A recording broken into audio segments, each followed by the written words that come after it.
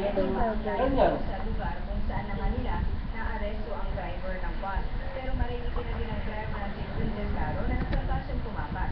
Ayon sa kanya, sa 14 na taon ng niyang pagmamaneho, ito raw ang kauna-unahan niyang kinasamputan na aksidente. At alam mo, Maris Rafi, ginigit niya na wala siyang kasalanan dahil kinat lamang daw siya ng jeepney driver. Hindi rin daw siya kaya dahil 6 AM pa naman daw siya nagbiyahe. Hindi rin daw niya tinakuha ng aksidente dahil sa katunayan, iniwan daw niya ang kanyang lisensya doon sa pinangyarihan ng insidente. Pero ayon po sa mga DPOS o yung Department of Public Order and Safety na nakahuli man sa kanya, sakala na lamang daw nila nakuha ang kanyang lisensya nang mahuli na nga sila. Patuloy na inaalam ni POC Jonathan Jimenez ang misteryo ng kaso kung ano talaga ang nangyari. Sa ngayon kasi Maris, tanging statement pa lamang ng bus driver ang kanilang hawak. Hindi pa nila nakakapanera ang driver ang mga pasahero ng jeep. Nung ba? Sa yung bus na paparating na sa may Tandang Sora, tumiwas po siya, bali dumangat po ng flyover. Nung pagbaba po ng flyover, saka po namin siya hinabol ng tatlo pa namin kasama para may patabi po yung driver. Hinayabol po siya sa reckless incident resulting to... Ay, ataka sana! Ibang ulo! Impormasyong makuha ng Traffic Sector 5 ng Quezon City Traffic Balita Traffic. Isa ang driver doon sa serious injured at isa pang pasahero. Meron naman daw nila na maayos sa madawang kondisyon.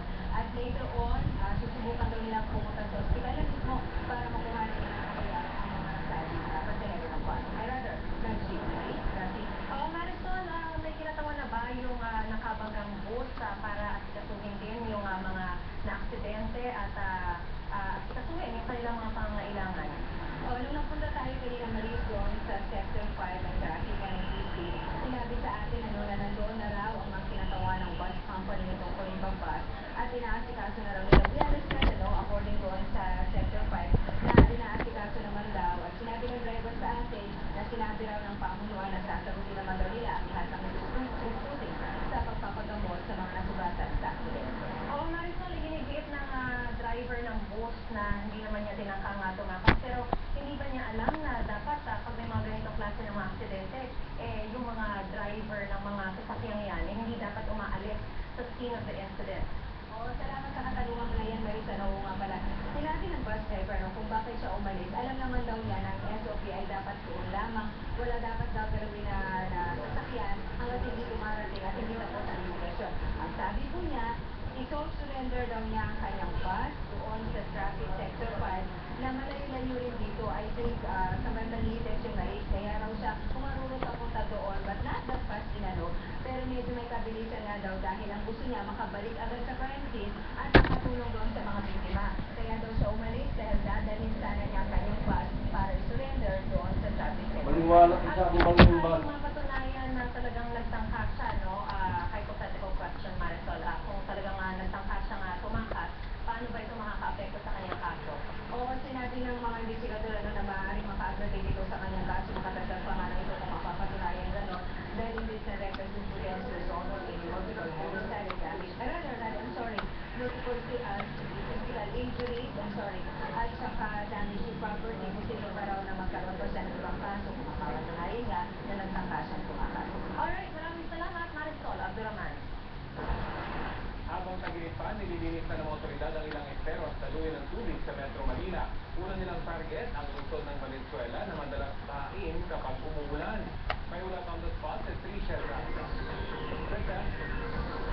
Rafi, buong umagang naglinis ang mga taga-LMDA dito sa Venterales Street sa Barangay Limunan, Valenzuela City at sa mga oras na ito nagpapahinga lamang sila sandali at pagkatapos daw ng oras na pananghalian ay babalik muli sila sa paglilinis noong estero dahil marami pa rin daw silang hahakutin doon.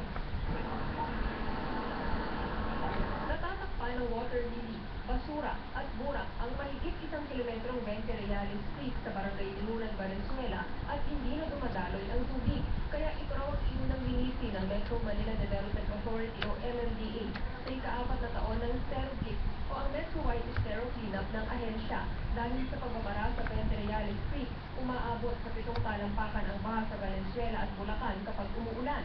Layon daw ng MMDA na mapadaloy ang tubig dito hanggang bukas. paghahanda ito sa tagulan, lalo ngayon, may padating daw bagyo. Mas maagang tagaraw, mag-prepara na. Very active ang Ventriales Creek. At dito rin umupa lahat ng bumubuhos lahat ng tubig mula sa may Kawayan River. Kaya prone po to flash flooding. But normally, pag ganitong mga season, we do continuous dredging. Bukod sa pagtigil sa baha, target din supuin ang mga lamok. Binahayin na ng lamok ang ilog dahil stagnant ang tubig. Bukas muli raw magsasagawa ng listing ang MMDA kasama ang Department of Health. Itong mga ganito, hindi po sila nagpo-cause ng mga sakit. Okay, hindi kamukha ng isang in-agented gypsy. So, yun po yung nagpo-cause ng dengue. Pero nawisan ko sila kasi kumakagat din mo sila ng mas malalim sila kung kumagat. Umaapila ang MMDA at DOH sa mga mamamayan na makiisa sa mga paghahanda na ito kontra sakit at baha. Malapit na rin ang tagulan at inaasahan natin na dadami yung mga lugar na pwedeng pamungaran ng mga lamok. So siguro pinakamagandang gawin ay tulong-tulong tayo na linisin natin yung paligid ang kapaligiran. Kasi kita niyo basura nandito sa creek eh. Kung hindi man ito galing sa pagtaloy upstream, eh siguro tapo ng iba nating mga kababayan dito na maiwasan dapat yan. Truck-truck ng mga burak, water lily at basura na paramihan ay plastic ang nahakot mula pa kaninang madaling araw. Ayon sa MMDA, kailangan na ng mas maigting na ugnayan sa pagitan ng mga LGU sa pagpapatupad ng plastic ban. Yun ang dapat gawin, yan. Sa isang tapakan dito rin sa Valenzuela City, yung mga nakuha at makukuha pang water lilies saka mga basura para patuloyin saka i-dispose ng maayos. Yung namang mga mapapakinabangan pa o pwedeng i-recycle dadalhin sa isang waste management facility. Sa kabuuan, yung 5 malalaking estero dito sa Metro Manila yung lilinisin ng MMDA hanggang sa June 6. Yung pagtatapos ng kanilang programa at target daw ng MMDA na makakuha ng may 387,000 cubic meters na burak mula sa mga esterong kanilang lilinisin para maibsan ang pagbabaha sa panahon ng tag-ulan. Dati, Salamat, Richard Dapra. Hindi na kami babae, Ang yung ganyan. freeze ang asset sa mga ari-arian ay tinuturong utak ng bilyong-bilyong pisong Port Barrel scam na si Janet Lynn Napoles. Bukod sa akusado, sakop din ng inilabas na asset preservation order ng Manila Regional Trial Court ang mga ari-arian ng asawa at mga anak ni Napoles. Maging ang assets ng nagtatagumpay kapatid ni Napoles na si Reynald Smith nakapagilid na rin. Saklaw din ang kautusan ng mga ari-arian ni Ben Herboy, pati ang ilang kaanak niya. Ang assets ng Energy Regulatory Commission Chair na Zenaida Dupot at ari-arian ng ilang mababatas na inadawid din sa anomalya. Sa ilan sa kautusan, bawal magkaroon ng anumang transaksyon Oo. ng mga nakasingit na ari-arian. Susukotin nyo yung mga ari-arian. Ang halagang mahigit Kukunin na ng gobyerno. Pinapatunayan ng pamilya Napoles na legal nilang nakuha ang mga ari-arian, partikular na ang kanilang pondo sa bangko na sumipa raw noong panahong umaandar din ang mga Port Barrel scam.